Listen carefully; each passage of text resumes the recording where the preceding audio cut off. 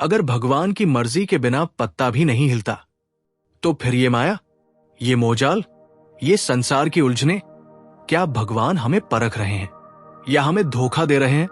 आज मैं आपको एक ऐसी कथा सुनाऊंगा जो इस सवाल का उत्तर हमेशा के लिए आपके हृदय में बसा देगी। किसी गांव में एक युवा था, नाम था अर्जुन। अर्जुन बचपन से ही धार्मिक था, मंदिर जाता, आरती करता, लेकिन एक बात उसे भीतर भीतर कचोटती थी। वो अक्सर सोचता, अगर भगवान सर्वशक्तिमान है और सब कुछ उनकी इच्छा से होता है, तो फिर ये माया का खेल क्यों? ये दुख, ये लालच, ये छल, उन्होंने हमें इसमें क्यों डाला? एक दिन गांव में एक वृद्ध साधु आए। उनके नेत्र शांत झील की तरह निर्मल थे, माथे पर तेज था और कदमों में एक अजीब सी स्थिरता। अर्जुन उनके पास गया और बिना झिझक पूछ बैठा, बाबा, एक सवाल है। अगर भगवान की मर्जी के बिना पत्ता नहीं हिलता, तो हम इस माया जाल में क्यों फंसे? क्या ये भी उनकी लीला है?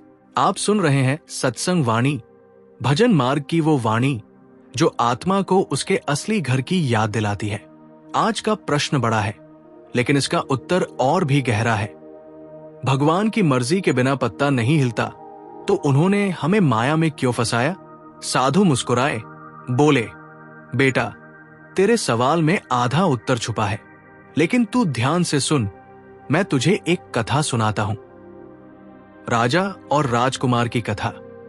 बहुत समय पहले एक राजा था, बुद्धिमान और दयालु।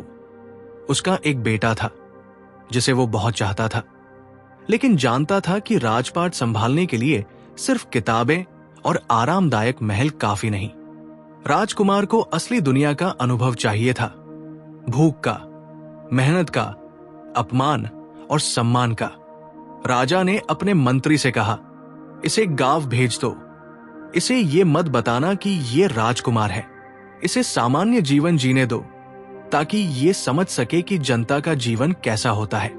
राजकुमार गांव में मजदूरी करने लगा, खेतों में काम किया, कभी भूखा रहा, कभी बारिश में भीगा, कभी चोट खाई। उसने सीखा कि दुख क्या होता है, मेहनत का फल क्या होता है और सच्चा प्रेम किसे कहते हैं। सालों बाद राजा ने उसे वापस महल बुलाया और सच बताया, बेटा, तू हमेशा से राजकुमार था, लेकिन तुझे इस अनुभव की जरूरत थी ताकि तू समझ सके कि दूसरों का दुख क्या है। अब तू योग्य है राज सिंहासन के लिए। साधु ने अर्जुन की आंखों में देखते हुए कहा, बेटा, यही हमारी कहानी है। हम सब परमात्मा के अंश हैं, लेकिन उन्होंने हमें इस संसार में भेजा है जिसे माया कहते हैं। माया हमें फंसाने के लिए नहीं है, बल्कि हमें अनुभव देने के लिए है, ताकि हम सीखें, परिपक्व हों और अंत में समझें कि हम इस माया से अलग हैं। फिर साधु बोले, माया दो तरह से काम करती है।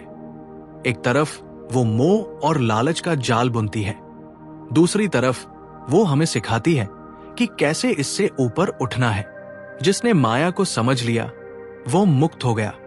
लेकिन बेटा, माया से बाहर निकलना केवल ज्ञान से नहीं होगा, भजन से होगा। क्योंकि जब मन भगवान के नाम में रमा रहता है, तो माया का असर धीरे धीरे कम हो जाता है। साधु ने पास के तालाब की ओर इशारा किया, देख, ये कमल का फूल पानी में है, लेकिन पानी उसे छू नहीं पाता। भजन मार्ग पर चलने वाला भी संसार में रहता है, लेकिन माया उसे भिगो नहीं पाती। भजन क्या है? भजन वो डोरी है जो हमें परमात्मा से जोड़ देती है। जब तक मन उस डोरी से बंधा रहता है, माया हमें खींच नहीं सकती। इसलिए संत महात्मा कहते हैं, नाम जपो, मन को संभालो और गुरु की शरण में रहो। यही इस संसार की सबसे बड़ी सुरक्षा है। अर्जुन की आंखें भर आई। उसने साधु के चरण पकड़ लिए और बोला, बाबा, अब समझ गया, माया कोई सजा नहीं, बल्कि भगवान का विद्यालय है, जहां से हमें उनके पास लौटने की शिक्षा मिलती है। साधु ने आशीर्वाद देते हुए कहा, बेटा, भजन करते रहो। एक दिन तुम पाओगे कि माया के सारे जाल खुद ब खुद टूट चुके हैं।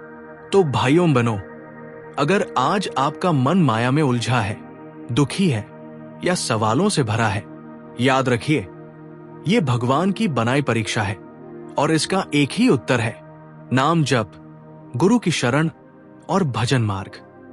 नाम जपो, मन को स्थिर करो और उस दिन का इंतजार करो जब ये माया का खेल खत्म होगा और हम अपने असली घर परमधाम लौटेंगे। अगर आपको ये कथा और इसका संदेश अच्छा लगा तो हमारे चैनल सत्संग वाणी को जरूर सब्सक्राइब करें, ताकि अगली बार जब कोई ऐसी दिव्य कथा या भजन आए तो वो सबसे पहले आप तक पहुंचे।